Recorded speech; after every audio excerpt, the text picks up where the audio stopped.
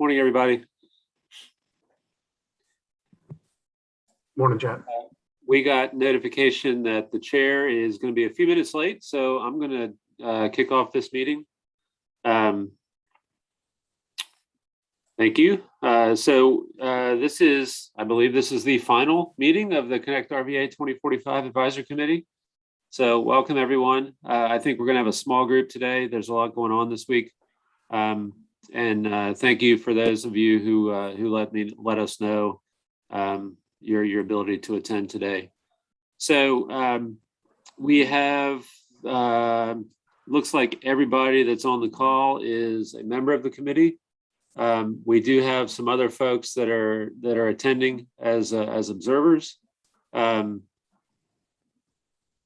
Sulab or Janice, can you take a look at that group and move anybody over that needs to be one of the panelists? Other than that, I think we can go ahead and move forward with our roll call. Janice, if you're ready for that. Sure. Hold on one second. Let me get back to that screen. Let's see.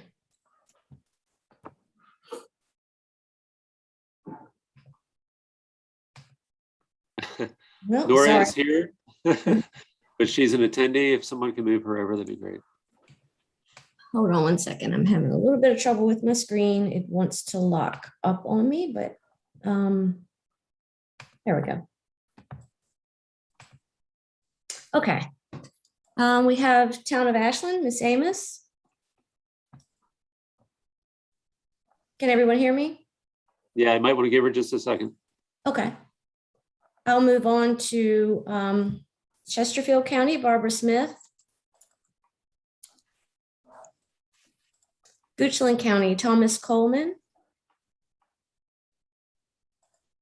He's here. Michael. He's moving over. Okay, you want to gotcha. come back to Tom? All right. I'm And here. great, thank you. Michael Campbell.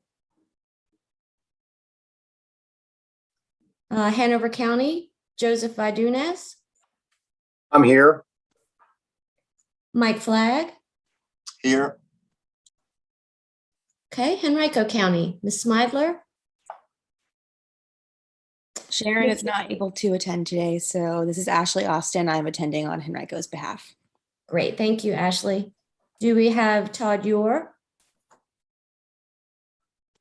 For New Kent County, Ms. Leduc. Powhatan, Mr. Howland. City of Richmond, Ms. Clark. Mr. Bridewell. Here. And Ms. Erickson. Capital Region Airport Commission, Mr. Rutledge. GRTC, Ms. Robinson. RMTA, Ms. Simmons. Plan RVA, Mr. Parsons. Here. And Mr. Ariel. Here. Ride Finders, Ms. Tisdale. And Mr. O'Keefe. I'm here. And we have, let's see, DRPT, Ms. Dubinsky. Mr. Sparks. VDOT, Ms. Murray. Mr. Herman. Here. Okay, we have, let's see, VCU, Mr. Leonard. NAACP, Mr. Johnson. Richmond Area Bicycling Association, Ms. Burnley. Virginia Asian Chamber of Commerce, Mr. Tran. Senior Connections, Mr. Williams. RVA Rapid Transit, Mr. Campbell. Bike Walk RVA, Ms. Gordon. Port of Virginia, Ms. Nelson. Ms. Fulleron. Southern Environmental Law Center, Mr. Pollard. And Virginia Center for Inclusive Communities, I'm sorry, that one's vacant. We'll do Virginians for High-Speed Rail, Mr. Plower. Federal Highway Administration, Mr. Rucker. Tri-Cities MPO, Mr. Sokowski? Swikowski. Here. Swikowski, I'm sorry, thank you. That concludes the roll call, and we do have a quorum. And let's note, Janice, that Ms. Clark and Mr. Leonard are both here now. That's great. And did we get Miss Amos in as well? I believe so. She's working on sound, I think. Okay, I'll go back and double check it. I'm still on the attendance screen, but I'll make a note of it. Thank you.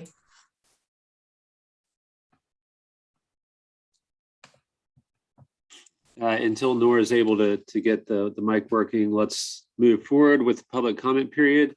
We do not, staff has not received any requests from anyone interested in providing public comment or taking part in the meeting. We have one attendee that is not on the on the committee, and he is a staff member. If there's anyone else that joins during the meeting, we have a Q&A function where questions can be asked and we can answer those live. So let's keep that as an option as we move through the rest of the agenda items. But at this point, we'll move on to item 4, Connect RVA 2045 parking lot items. Mr. Ariel. So are we skipping number 2, the approval of 20? My apologies. No, let's go back to that. So the September 23rd meeting summary was in the agenda packet. It is also hyperlinked in case anyone needs to review it now. If there are any suggestions or comments or changes that need to be made, we'll take those comments at this point.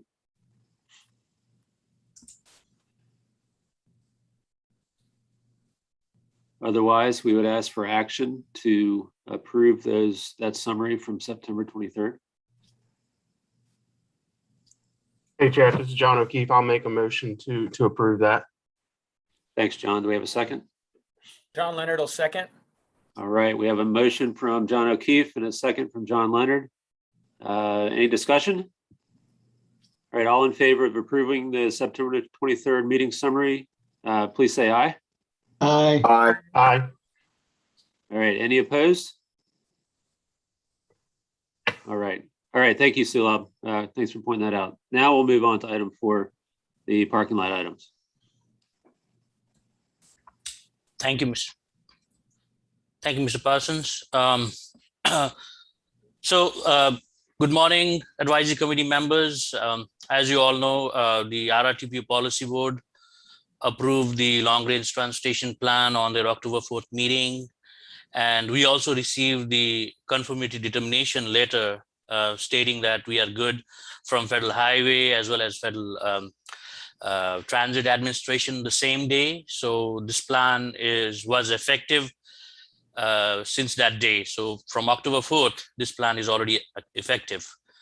After that, we started working on finalizing the documents, and most of the documents, all of the documents in their final form are in the Plan RVA LRTP page, which I had sent you a link last week. So in process wise, we are already done with the plan. But this last meeting, I just also wanted to point out some things which we thought we might do initially when we started this process, but we're not able to finish that because of many reasons. And we are calling those like the parking lot items for Connect RVA 2045. So there are basically 2 major items which we had talked about in the beginning of the process, but we're not able to finish those. We started those, but we're not able to make an outcome of what we had or previously wanted. So the first thing is scenario planning. If you look at the original LRTP process flow, along with phase 5 evaluation, we have a small small blurb for scenario planning. So the thought was that for this LRTP, we want to do a full-fledged scenario planning process, which would require public engagement because we didn't have time and well done research for that process because it takes much more than 2 years to do that. But we had thought that we would do some kind of scenario planning exercise in this process, which would be restricted only for the LRTP advisory committee and the staff. And basically the outcome of that would be to analyze the cost benefit of doing a scenario planning in LRTP process, so that next time when we do the update for 2050 LRTP, we know that how beneficial it is and how much more time and effort and staff energy would require to do that. So that was the initial thought. And then I think beginning the start of this year, we realized that is not going to be possible because it's going to take much more time to do that. And we already had missed certain deadlines during the process. So we modified the LRTP process flow just to exclude the scenario planning. But we did a lot of work in background. As you all know, the travel demand model would be one of the useful tools in the scenario planning process, which was used in other things for the this Connect RV 2045 processes. So that's always there. And then we also had plans for 2 other models. One is the land use allocation model, which would basically provide us different land use scenarios if we change things. So we are calling it RSLAM, Richmond Simplified Land Use Allocation Model. And that model is already done. And it's already done and staff have been playing with it. And we probably would give a presentation about it probably sometime next year about it. And then the third thing is the economic model, which is also required or is useful for any scenario planning process. We also were somehow successful in developing that as well. We use the economic impact analysis for the LRTP evaluations. The same model would be used for scenario evaluation. So we have the tools. It's just that we were not able to do this process at this time. So a more embedded scenario planning process would look like something like this, which would be much more complex than the overall LRTP process for which we used. And this is not final or anything. It is just some ideas which staff had put in earlier discussions. As you can see, there's a few new things like the future driving forces, which can be embedded with the vision and goals. And then basically those driving forces, we have to, the driving forces could be anything. It could be demographic change, technological change, economic change, all those we need to change that to transportation outcomes because basically our interest is in looking at the transportation scenarios. And then we have evaluation criteria, methods and measures. It's similar to what we used in this process, but it's going to be towards those scenarios, first evaluating those scenarios. And then we'll have some strategies, and then we'll develop a universe of scenarios. So we had a universe of projects now. In scenario planning process, we'll have a universe of projects, and then we'll evaluate those scenarios and then select a preferred scenarios or a common need in which all scenarios, and then we'll make the financial assumptions and then follow the Connect RBA process of developing the constraint plan and then plan and evaluation. So it's much more complex, and Chet will talk about the next LRTP update towards the end of this meeting. So he might have some more thoughts on this as well. So the other thing which we were not able to complete is the benefit cost evaluation for project prioritization. So this was only meant for demonstration for the Connect RBA 2045 process. We are not going to use this. We were just going to compare this with the approved project prioritization ranking process, which we used. The difference with this and the project prioritization process, which we used, is that this would give us the net present value of the benefit at the project level. Obviously, benefit could be positive or negative, and we would get the absolute benefit of the project. So in our process, we used what we call as the project benefit, which was relative to other projects. It depended upon the pool of projects like Smart Scale. But if we use the benefit cost evaluation, it's going to be absolute benefit. It's not going to be relative to any project. So basically, we thought we would calculate benefit by looking at 5 different categories: the operational mobility benefit of the particular project, safety benefit, environmental benefit, access benefit, and then quality of life benefit.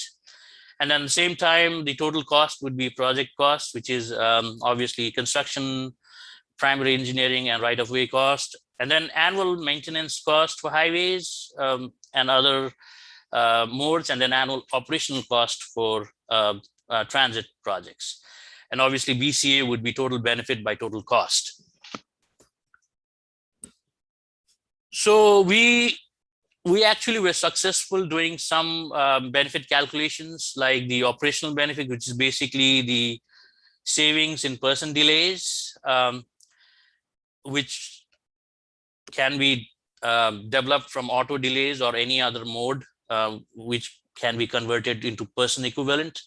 And then truck delays, which is separated out because the monetary value of person delay and truck delays are different. So that's why it's separated out.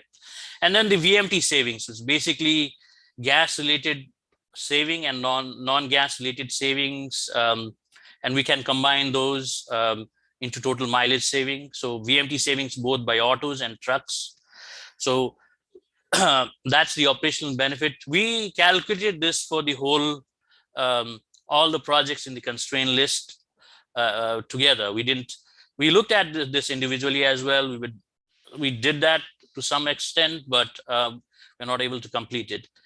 The second is the safety benefits. So it's basically the equivalent property damage only savings due to reduced fatal and severe injury accidents. And this is the same thing which we use for our project prioritization process.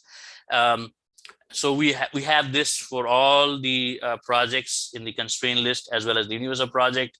And then we added, since safety benefits are spot benefits, the system-wide benefit could just be the summation of all the safety benefits through all the projects. So we added that for the overall safety benefits for the long-range transportation plan. And then now things get a little bit complicated. The environmental benefits. So initially we only thought reduction of increase in annual tonnage of pollutants, only focusing on the volatile organic compounds and nitrous oxide, because those have been historically significant in the Richmond region. So what we would do is basically calculate the increase or decrease in the annual tonnage and monetize those. And we were able to do that easily. And then there's questions of other pollutants as well. The sulfur oxides, carbon monoxide, and the particulate matters 2.5 and 10. We could add those as well. And if we want to broaden this, we have to look at the carbon greenhouse emissions like carbon dioxide, methane, and fluorides. We haven't have a system developed a model which would calculate those. And this was suggested by advisory committee members. So we haven't had the tool developed, but to look at the comprehensive environmental benefit, we probably need to look at this as well. And then obviously there's environmental burdens. So the soil erosion cost or floodplain mitigation cost, etc. It's going to be difficult to calculate that at the project level because this is a regional level plan. And until we go and develop those projects individually at the NEPA process, these environmental burdens cost might be a little difficult to calculate. So those were the reasons we stopped this process, because it was hard to calculate those. And then finally, we have the access benefit, which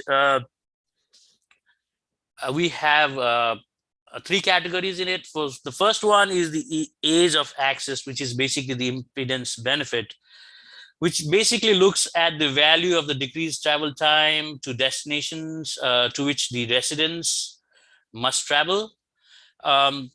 So the destinations would be whatever the destinations we have developed, basically groceries, pharmacies, medical care, colleges, schools, parks, and government centers. So there are many studies that detail out the benefits of these and how they can be calculated. Most would tabulate the decrease in travel time and multiply by the number of travelers and apply a value of time, which would yield an estimate of travel time savings. So that the age of excess or the impedance benefit, that's easy to calculate. So for the only thing which we need to do was that for jobs, it's one job is equivalent to one person, but destination is different. Destinations are not equivalent to like the destination score is not equivalent to the persons. So we have to calculate the visitors equivalent for each destinations. And we did that to some extent. We calculated that based on the different destinations and locations and things like that. We calculated that. So the other thing about excess benefit is the opportunity benefit, which is new, which we at RRTPO wanted that the opportunities benefit due to accessibility we calculated as well. So it's basically the increased opportunities associated with important destinations that are made closer because of the transportation improvements. And it was pretty much difficult to calculate that. So we stopped there. There's not much literature in that category. So we're still doing research on that. And then the final one is access to transit benefit. So the first two do not cover any new access to transit where there was no transit. So it's much more than just opportunities or impedance. It's a different thing. So that one was suggested by the LRTP advisory committee members, but it's again hard to monetize that. And then finally, the quality of life benefit, which is anything which is not captured by the 4 benefit we talked about, things like health benefit or social benefit due to the transportation project. And again, these benefits, we know that there are these kind of benefits, but it's really hard to monetize that. So that's where we stand. We did some kind of progress on these 2 things, but because of many things, we had to stop this process. But I guess staff will still keep on working on this, and maybe we might be using some of this in the next LRTP update as well. So yeah, I think that's all I have. I'll be happy to answer any questions related to these 2 parking lot items.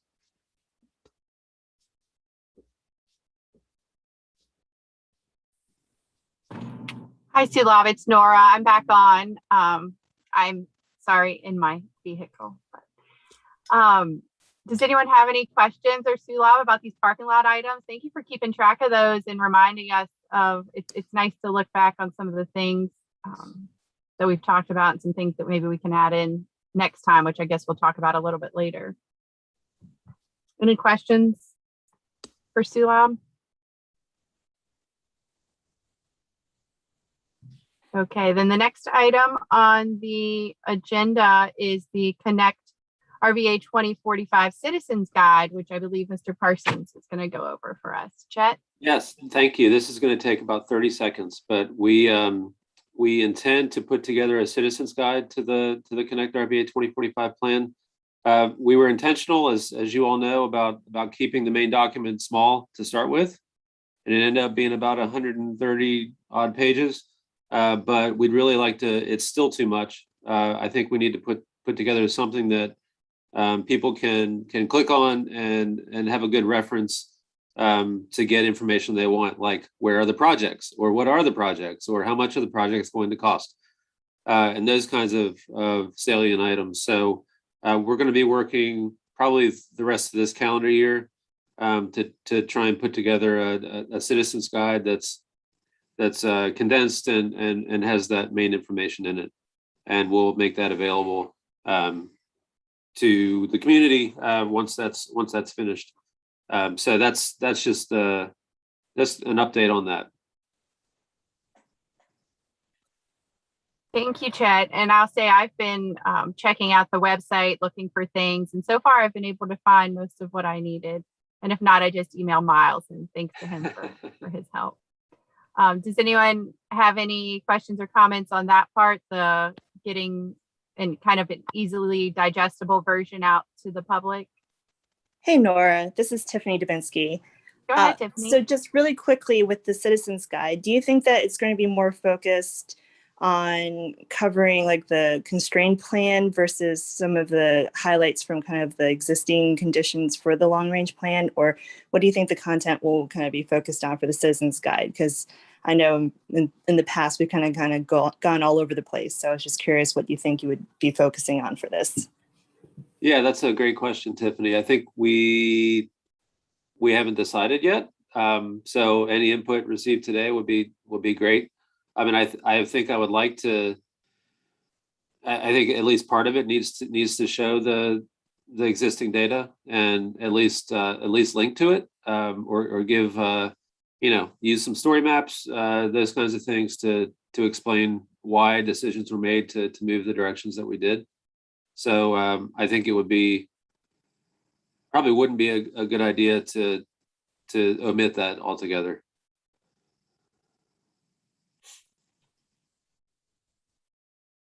Any other questions or comments? Okay, we'll move on to item number 6.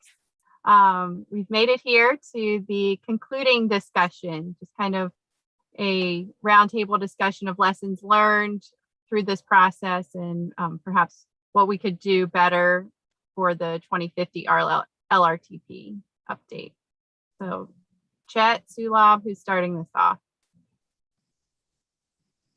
I think Sulab is. Okay.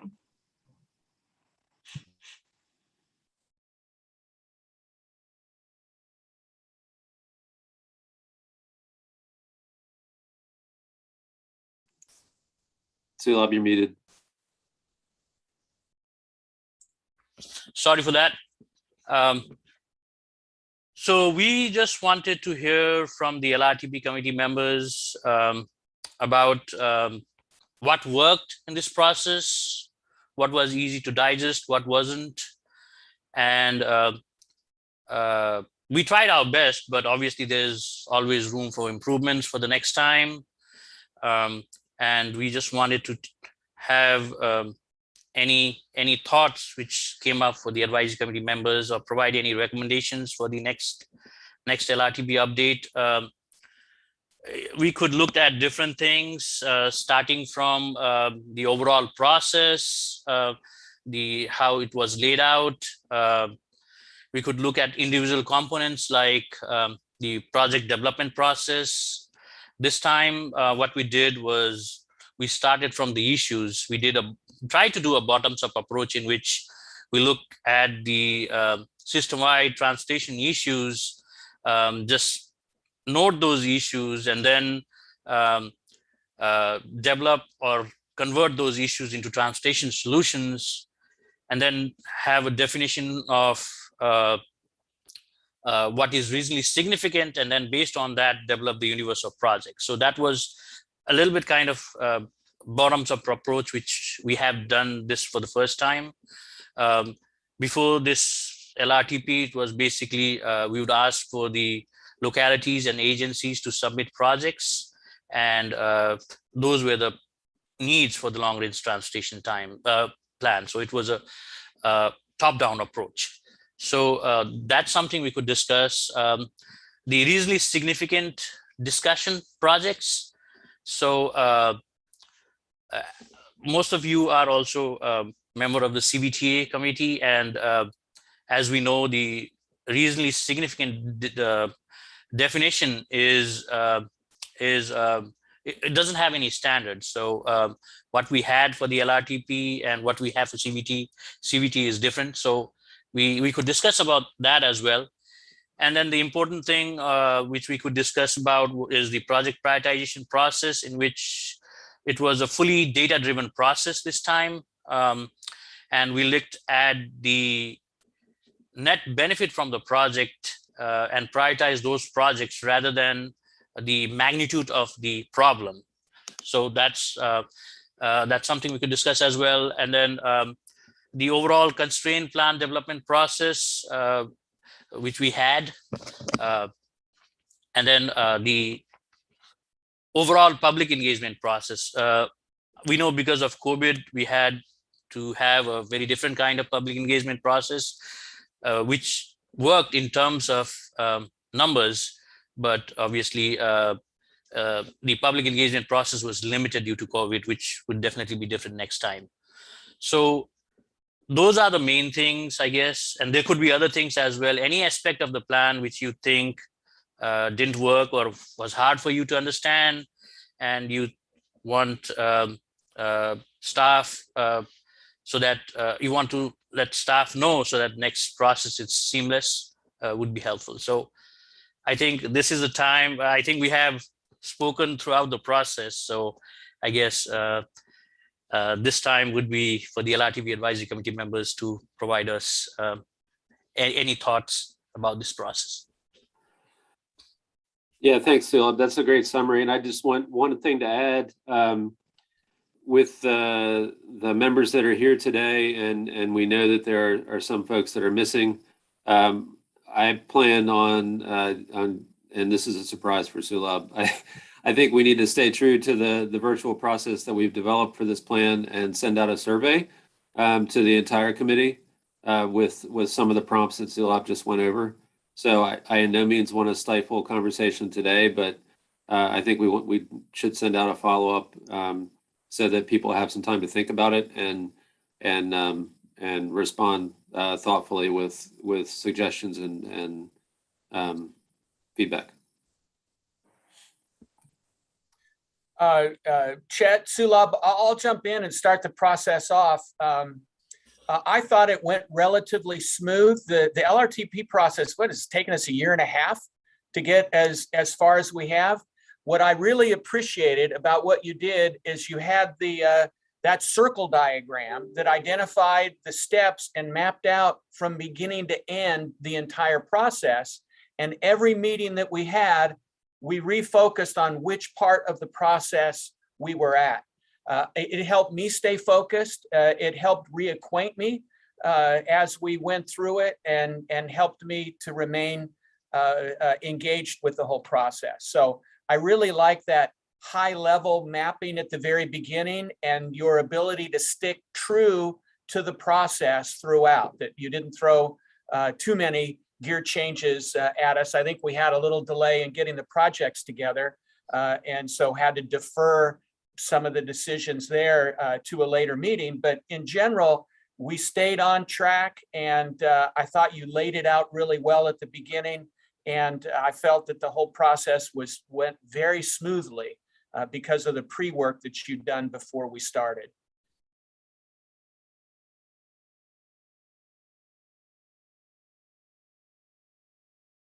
Thank you, John. Appreciate that feedback. And I appreciate you starting it off. I hope this is gonna keep it going.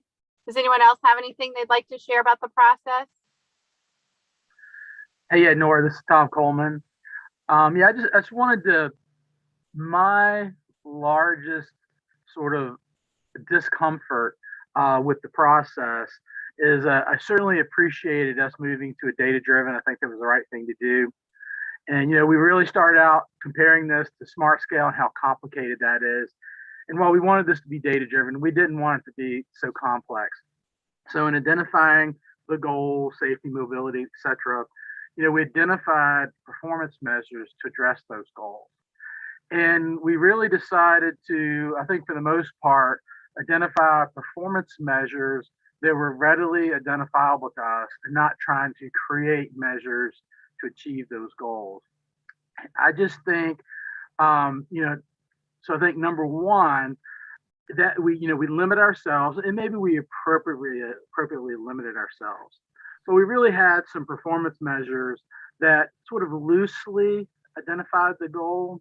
And I think we also admitted that some of our performance measures weren't actual performance measures, but we utilized them to achieve the goal. And then some of the performance measures we tweaked a little bit. And I just think that, in moving to this data-driven process, these performance measures are it. They are how we are measuring these projects.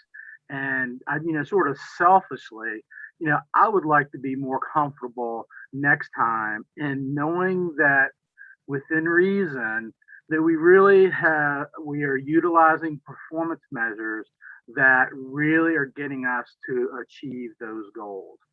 And I do think, this is not an area of expertise of mine. It's easy for me to identify the problem and not necessarily identify solutions. I just think if we are going to do this data driven, we need to be as comfortable as possible that we are utilizing data that is effective in achieving these goals.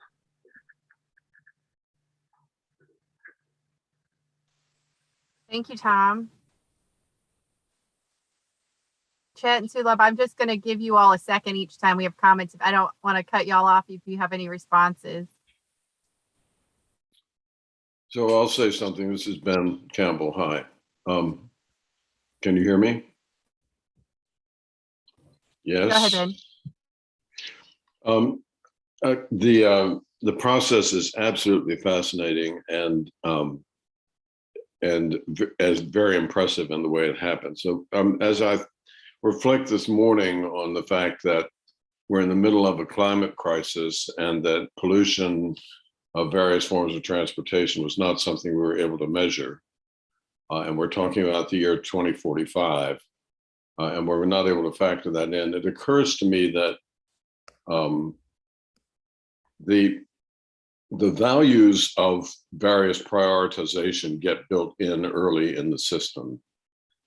So if you're a public transit advocate, as I am, I would weigh certain things much more highly than other things. And if your issue is environment, the same would be true. If your issue is speed of getting a car from one place to another, there's a different set of values.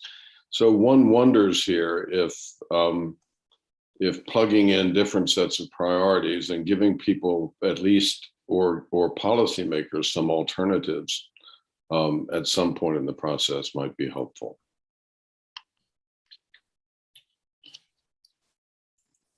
Yeah, okay, Nora, I'll jump in. Ben, thank you very much for those comments. And I think this is a good time to raise that during that final public review period for the plan, we did receive a number of very constructive, thoughtful comments from some of the committee members. And one of those, he's not here today, but I'll highlight Tripp from Southern Environmental Law Center talked a lot about some of the environmental measures that we did pay attention to. And I think this is a growth area for us in the future. We really focused on what we had to consider based on the federal regulations, which is ozone precursors, NOx, VOCs, those kinds of things. And there are lots of other things that we could consider that we didn't And I think it really makes a lot of sense, especially with climate change being a priority for a lot of folks in the region to consider some other things that contribute to greenhouse gas emissions. And if we're able to get readily available data to kind of tell that story, then it makes a lot of sense to consider it. So I think it's a great idea to put those kinds of things on the table. And I just picked emissions as one of the things, but there's lots of other data points we can consider next time as well. So thanks. Well, Chet, what I'm really thinking, and I don't, God knows this was a complicated process, but as a policymaker, it is helpful to actually see what the impact of different value choices is, and whether we can run a few scenarios that help people see that. Whether, and as you just said, there are 3 or 4 or 5 major differentiations that one could make. It might be helpful. So anyways, looking at not just a single answer, but here are some different answers based upon different choices of value. Thanks. Thank you, Ben. Anyone else? Good morning, everyone. This is Louise, Locke, Gordon. Just thank you all, everyone, for their work on this plan. The one comment that I would have is regarding the project scoring criteria, and I do think that this could be a growth opportunity for us later, of including health indicators relative to transportation in that criteria. There are models for that, and I think this is a gap in how we score our projects currently. So I just wanted to note that. Thank you all. Yeah, I think, Louise, that's a great point. And I think we need to get VDH on the committee next time and get them to update their models internally. So that's one of the things we could start from. We talked about it a lot this time, and we just didn't have a readily available data source that we could reach to. So I would certainly welcome someone with more expertise on that. Maybe it's you to take a leadership role next time in looking at health indicators. So thanks. Thank you, Louise. Next.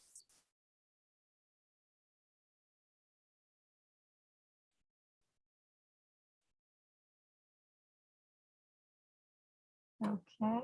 Well, feel free to chime in if anyone thinks of anything, but Chet, I appreciate the offer that you said earlier about putting together a survey, allowing us to think on this question for a bit and to ponder over your questions that you'll present.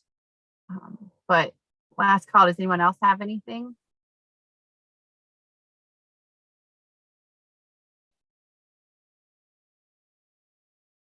Okay. So do you want to update us? I'm afraid to say it, but on the 2050 LRTP update. So on October 4th,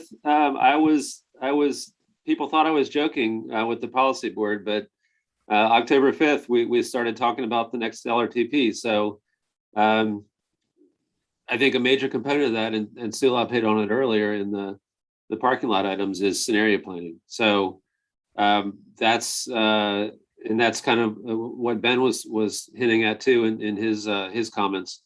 There's a lot of ways that we can consider future conditions and future risk. And one of the things that we want to do is be holistic regionally in considering what types of things impact the transportation network and vice versa. So it's a great opportunity to think bigger than just travel demand modeling or just environmental features. We can do some assessments and think big about how housing decisions impact commuting patterns and how employment policy impacts where people live. All those kinds of things relate, and it's pretty exciting and a little terrifying that that we can actually use some rational modeling and analysis to kind of understand all those things in relationship. So that's what we're going to be starting from for the next LRTP, is taking a little time to do some research and come up with a scope of work, and then get going with community engagement. One of the other things we realized during this process is that people want to be involved, and we just need to provide a better way to make that available to everyone. So I think it's an exciting time, and the work that you all did is very much appreciated by everybody on staff. It made our jobs easier. So thank you for being active and engaged and part of the process. And I'll provide the warning right now. Be on the lookout for an invitation to take part in the next one. With that, I don't really have a whole lot of other comments right now. I think we want to certainly in the next round take advantage of the virtual options that we've all uncovered. I guess by force this time, and also go back to more traditional in-person data gathering, especially for the initial parts of the process. Nothing beats talking to somebody face to face and reading body language and drawing lines on maps and all that kind of stuff. So we're looking forward to a hybrid model for the next plan update. And thanks. Stay in touch. Well, Chet, thank you. And thank you, Sulab, and to all the staff. I know there's a lot of staff on the back end of this who have put a lot of work into the update. So a big virtual applause to all of you. Thank you. Please pass on to your staff how much we appreciate their efforts. And a big thank you to the advisory committee for sticking with us, and especially those representing the outside organizations. It's really good from my perspective on the government side to get your input and your feedback. And I'm glad that you're able to participate in this plan.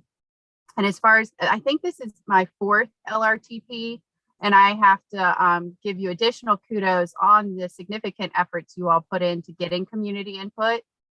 By far, this is the best I've seen. I'm sorry that it was during COVID and that you kind of had to change things up. And I know that your efforts were impacted because of that, but I really appreciate you reaching out to all of the agencies and trying to get as much community input as possible. So before we adjourn, is there any other comments or questions? I would like to just take 1 second and highlight the work that Sulab put in as project manager for this effort. It was an amazing individual effort, and he did a wonderful job coordinating all of this during a lot of uncertainty. So just wanted to raise that now that a lot of the success of this plan is due to the work that Sulab put in. So thanks, Sulab. Thank you. Absolutely. Thank you. All right. Well, I guess we'll be seeing you soon, but no scheduled meeting as of yet. Hope everyone has a great day.